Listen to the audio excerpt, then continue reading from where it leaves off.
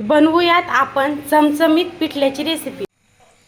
नमस्कार, पूजा रेसिपीमध्ये सर्वांचे स्वागत आहे। आज आपण करूयात छान असं चटपटीत पिठलं। त्यासाठी आपण छान अशी चना डाळ घेतलेली आहे, भिजवलेली अशी छान भिजून घेतलेली आपण चना डाळ।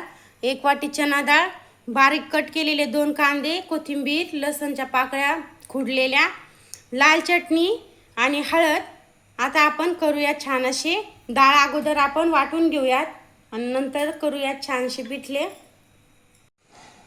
अशी छान आपण मिक्सरच्या ग्राइंडरमध्ये डाळ घेतलेली आहे टाकून। आता डाळीला घेऊयात वाटून।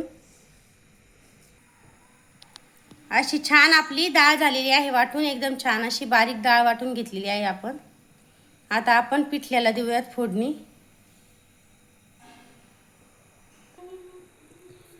असं छान आपण तेल घेतलेलं आहे, तव्यावर टाकून आपलं तेल गरम झालेलं आहे। आता आपण टाकूयात मोहरी,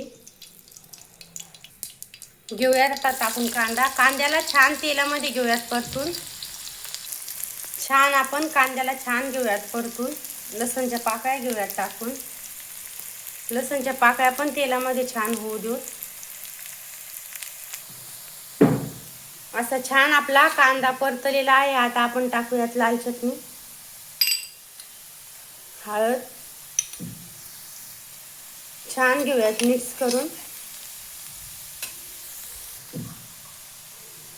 मीठ घेऊयात टाकून। घेऊत आता डाळीचं वाटण टाकून छान असं घेऊयात मिक्स करून। छान असं सर्व बाजूने आपण मिक्स करून घेऊयात।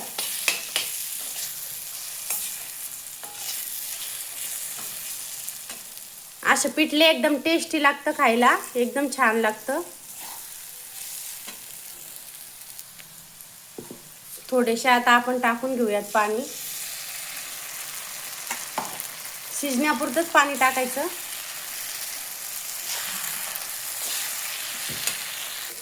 असं छान मिक्स करून घेतलेलं आहे आपण पिठलं। आता 2 मिनिट आपण झाकण घेऊया ठेवून आणि छान अशी वाफ आल्यानंतर एकदम चमचमीत आपलं छान पिठलं होणार आहे तयार।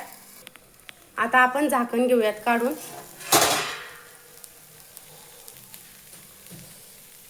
वरतून टाकूयात कोथिंबीर।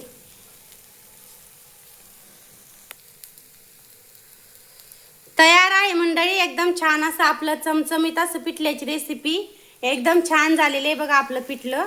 अशा पद्धतीने भाजीला जर काही नसलं तर एक वेळ अशा पद्धतीचे पिठलं नक्की ट्राय करून बघा। लाईक, शेअर, सबस्क्राईब करायला मात्र विसरू नका। कमेंटमध्ये नक्की कळवा आपल्या पिठल्याची रेसिपी कशी वाटली सर्वांना। बाय।